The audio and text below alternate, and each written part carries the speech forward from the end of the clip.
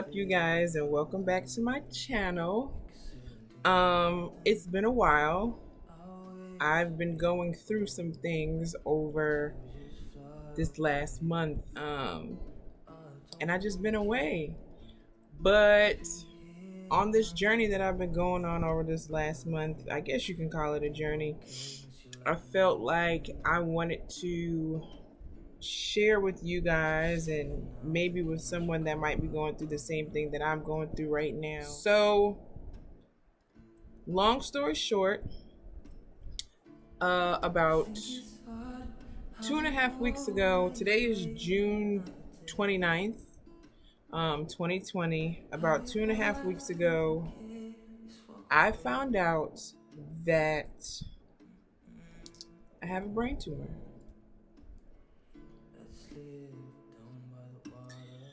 So, let's start from the beginning.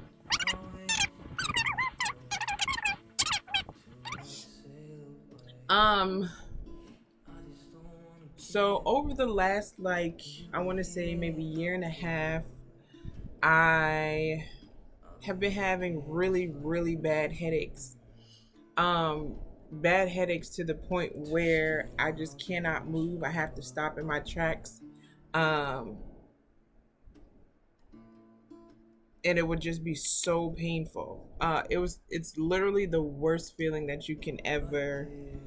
If you take a migraine and a tension headache and a stress headache and combine them all together and then magnify it by 10, that's what it feels like. It completely immobilizes me to the point where sometimes I have to sit down. That's how bad it hurts. It could be for like 5 seconds. It could be 10 seconds. The longest I've ever felt that kind of pain was probably about 10, maybe 12 seconds, but it feels like it lasts like 5 minutes. Like it's the worst pain that you can possibly. It's just awful. Brady didn't want to stay up.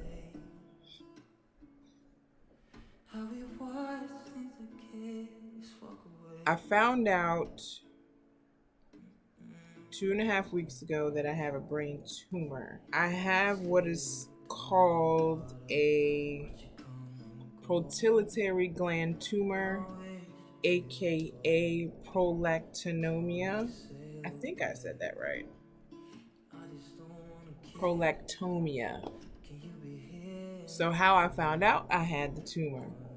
I woke up one day, I was like napping in the middle of the day. It was like late afternoon. And I woke up and on my breast, my right breast, I had like a golf ball size mass in my breast. So, like any female that would feel that, it's just like, okay, great. Let me go to the doctor now. So when I found it, I made the appointment with my doctor the next day because it was hurting really, really bad. It was hot, and it was not a good time. So I went to the doctor, and the doctor took my blood pressure. She took it 3 times. The first 2 times, my blood pressure was like 1 something over 1 something. And then she took it at the end of my visit. She used a different monitor. I guess they have different sizes, small, medium, and large. She used the large one versus the medium one. And it went down a little bit, but it was still kind of high. So before I left the doctor's office, I was like, well, since I'm here, I wanted to let you know that I have not been getting my period. And she asked me, she was like, well, how long has this been going on? And I was like, probably over the last year. I would get my period. Let's say I get it in January. I won't see it again until March. And then I might get it April and May and don't see it again until November. So it was just every which way. So my doctor asked me, well, are you pregnant? And this and that. Oh, well, let me backtrack. Because when I went and got my examination before I told her about me missing my period, um, she was asking me in regards to the lump in my breast, was I breastfeeding? Was I pregnant? And all those questions. And I was like, no, I'm not breastfeeding. I'm not pregnant. Never breastfed. And she was saying that usually with these kind of masses, it would happen if someone was breastfeeding or have breastfed or whatever the case was. And I was like, no, I've done none of the above. So then I told her about my period, and she was like, well, considering that you have this mass in your breast, let's run some blood. So they took some blood, and then she called me about 2 days later, and basically she said that my prolactin levels, and I will drop the definition of what that is below. My prolactin levels were through the roof. So for an average person, average normal prolactin levels would be somewhere around 45, 55. It should not exceed more than that unless you're pregnant, because of course you're carrying for two and then your hormones has doubled. So you could see prolactin levels anywhere from 180 to 200, who knows. My prolactin levels were 165. Now again, remember I said your normal prolactin levels should be about 45 to maybe 55. Mine was 165. So significantly higher than what it should be. So after she ran my blood, or they did my labs, my blood labs, she then referred me to an endocrinologist, and they deal with hormones and I'm sure other things, but my specific doctor, she deals with diabetes and hormones. So don't have diabetes, so that's a blessing. But she was telling me that because my prolactin was at 165, then they're going to have to do some more labs on me, and 9 times out of 10 I'm going to have to get an MRI. So some of the symptoms and side effects of prolactin levels or your hormones when it comes to uh, prolactin, I've pretty much had all of them. Milky discharge in your breast is a symptom. A mass in your breast is a symptom. Irritability, tiredness, missed periods, missed menstrual cycles, mood swings, painful headaches. I've had all of those symptoms except one, I think. The headaches immobilized me, irritable, mood swings, tiredness. Yeah, I've had all of them. Oh, the only one that I did not have was milky breast discharge. But yes, I've had every single symptom. So I went to my new doctor and she took my labs and she confirmed that my prolactin levels were through the roof. My OB, she told me that my prolactin levels were at about 165. My endocrinologist, she said it was at 166, so still roughly in the same park, but still too high. So after I met with my new doctor, I had to then take an MRI. Side note, I have never had an MRI on my brain or any part of this part of my body ever. Ever. So when you go take the MRI, they ask you, do you want a closed machine or an open machine? And I'm like, I don't want to be enclosed in nothing. I want an open machine. So then they ask you, are you claustrophobic? And I was like, I don't think so. But then again, I have never been enclosed in anything in my life. So I don't know. So apparently, the only difference between an open machine and a closed machine is the narrowness of the machine. When I was asked if I wanted an open machine, I'm thinking, okay, I know it's like a cylinder, so the front and the back is going to be open, and then the sides are going to be open. So little did I know, the open machine is closed on the sides, and they're open in the front and the back. So I'm like, you know what? I'm a thug. I'm a G. I was like, as long as I'm not in that machine for a long time, I should be good. Because, I ain't claustrophobic. I can get in elevators. I can walk in stairwells. I'm good. As soon as they laid me down on that machine, your girl lost it, okay? So you lay down, and there's a helmet that they have to put on your head with like a pitcher's mask in I don't know, those masks the baseball players wear, and they strap it in, and then you have to lay still.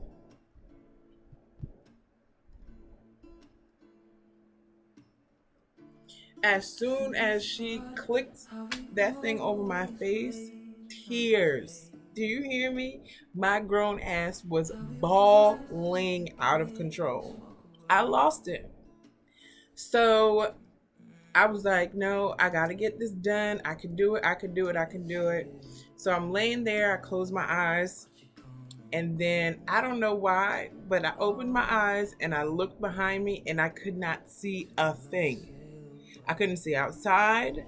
I couldn't see the people that were administering the MRI to me. Listen, when I tell you lost my tears, lost my shit again, it was over for me. I was like, I can't do this. So then the girl came in and she was like, well, we can't do this today. You need to tell your doctor it's not going to work. So I told my doctor and she was like, all right. So she prescribed me 2 volumes, and I went back the next day, and it was 2 different people. They were real, real nice. It was this gay guy and this Armenian woman. They were so nice. Oh my gosh, they were so nice. They were nicer than the other ones that I dealt with on the first day, but that's for another day. And so, I popped the 2 volumes and I was like, listen, I tried this yesterday. It didn't work. And she was like, well, you got the volumes, so you should be okay. So the guy was like, what do you want to play? What do you want to listen to? I was like, put Mother on, Miss Badu. So he played Miss Badu for me, and they closed me in, and I told the lady, put a washcloth up here.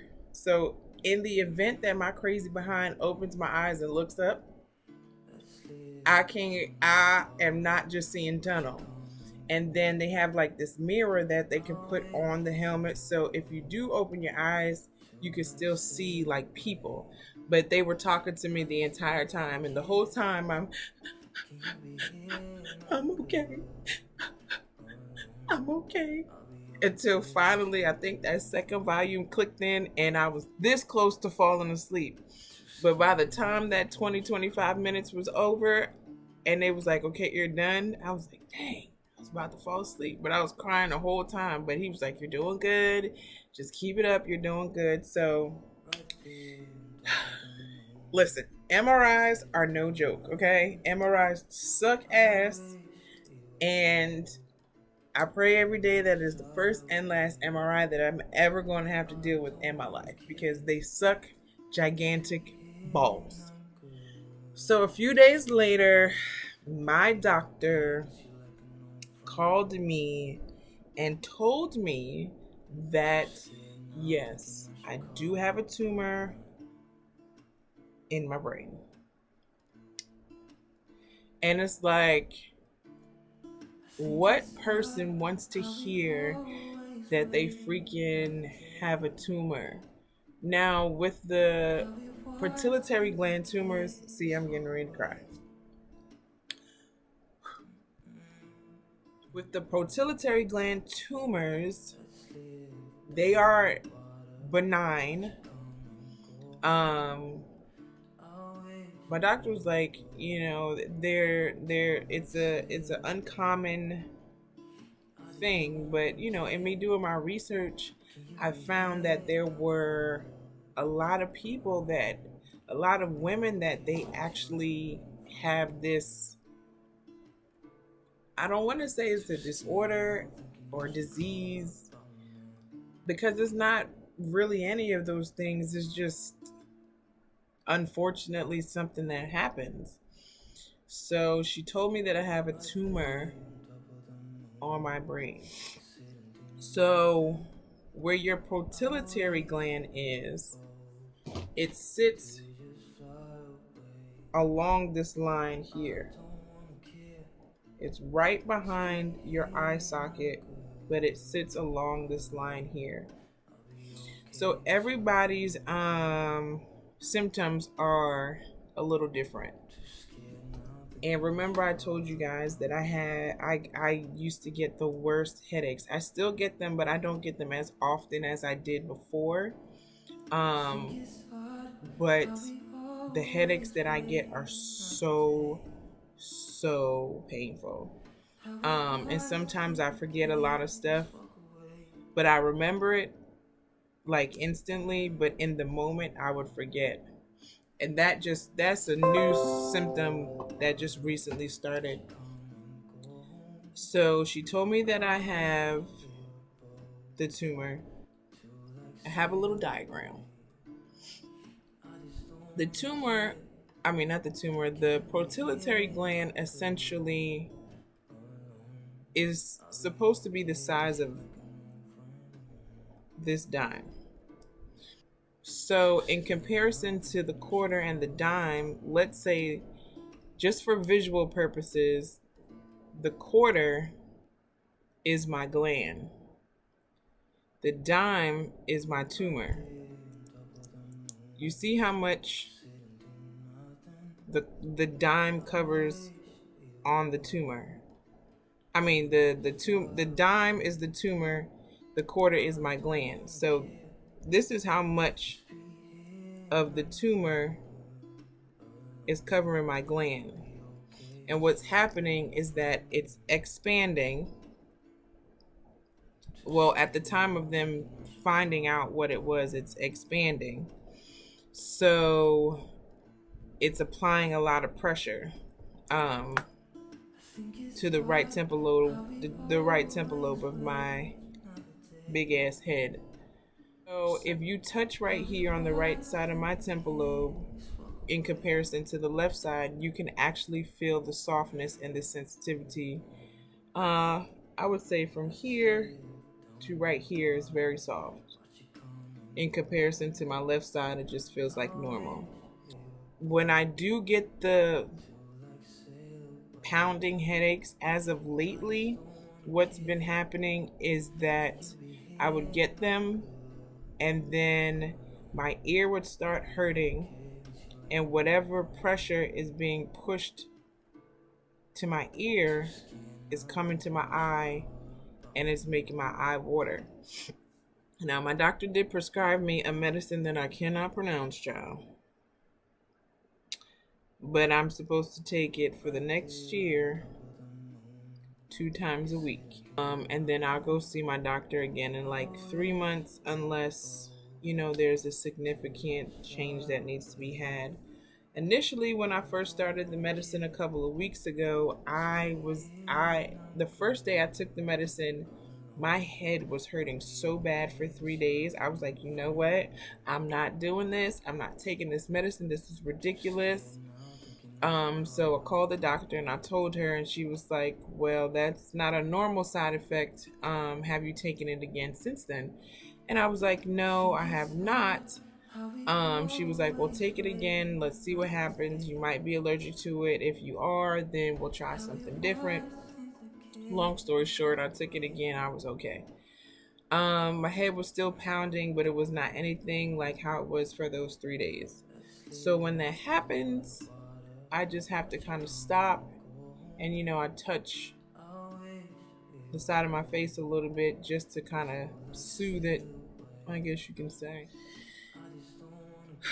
I'm sorry, you guys. This is just like really overwhelming for me because first I had a mass, and no one wants to discover a mass in their breast because you automatically go to the worst.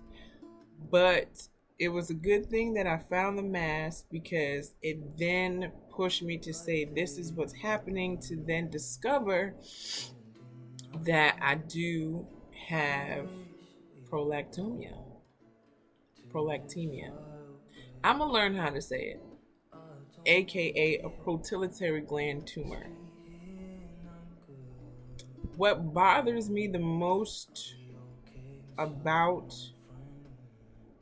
having this tumor, like there's a whole bunch of side effects also, like excessive hair growth or hair loss, um in addition to your hormones being all over the place. But essentially,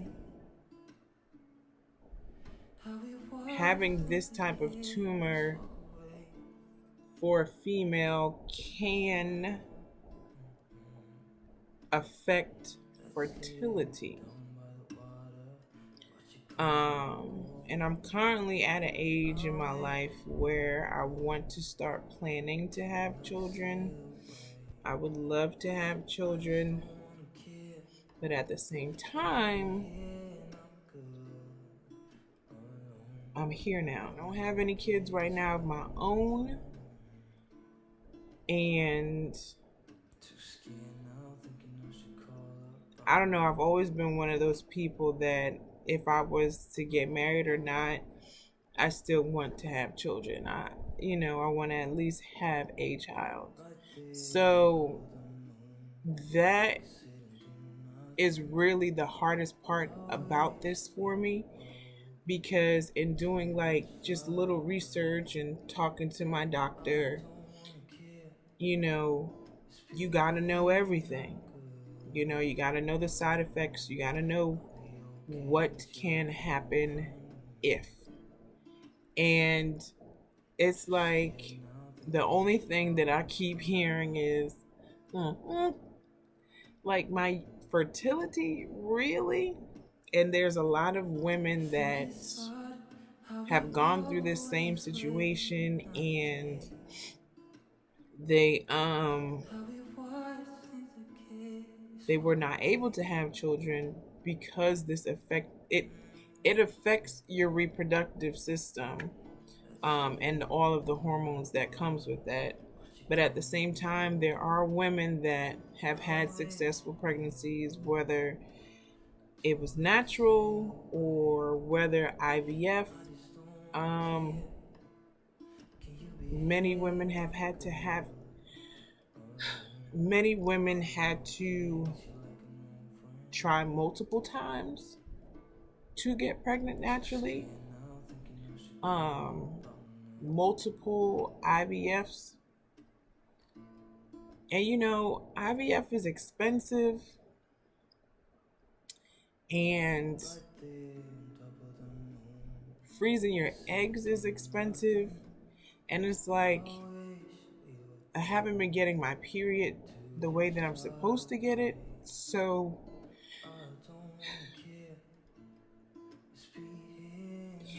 it just it just scares me because I really do want to have children one day.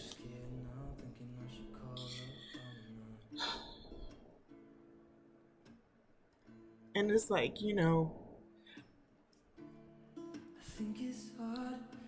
to freeze one egg on the cheap side of things is about $10,000. IVF treatments many times start at about $15,000. And I'm not saying that I'm not going to get pregnant one day or whatever may happen or blah, blah, blah. But just thinking about that possibility, I'm not trying to speak it into existence or anything, but just thinking about that possibility that, because I got this damn tumor pushing against my damn skull,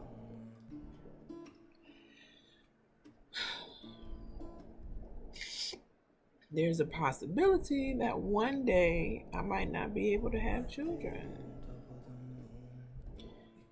But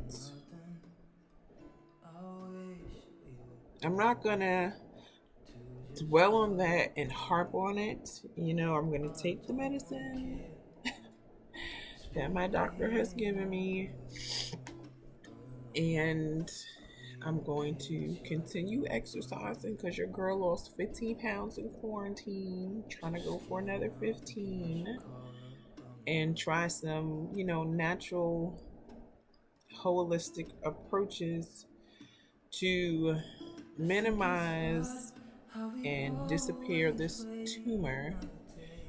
And the mass in my breast. It's no longer this big size. It's small now, but I need that to go on again. But yeah, this is my journey. My brain tumor. I am thankful though. I'm very thankful that the preliminary gland tumors are benign tumors, aka non-cancerous tumors, which is a blessing. But there is a possibility that if the medicine that is not prescribed, if the medicine that my doctor prescribed does not shrink the tumor, which 9 times out of 10 it should shrink the tumor, then I would have to get surgery to remove the tumor, and we ain't doing that. Okay. So I will keep you guys updated on my journey. MRIs suck ass. And I feel for those people that have to get MRIs frequently because of other diseases or disorders they may have that would cause them to have to get MRIs so often. But your girl is still good. We're still here for the funny.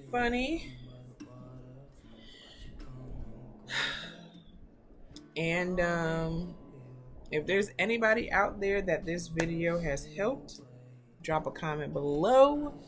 If you are currently going through the same thing, let us help and support each other.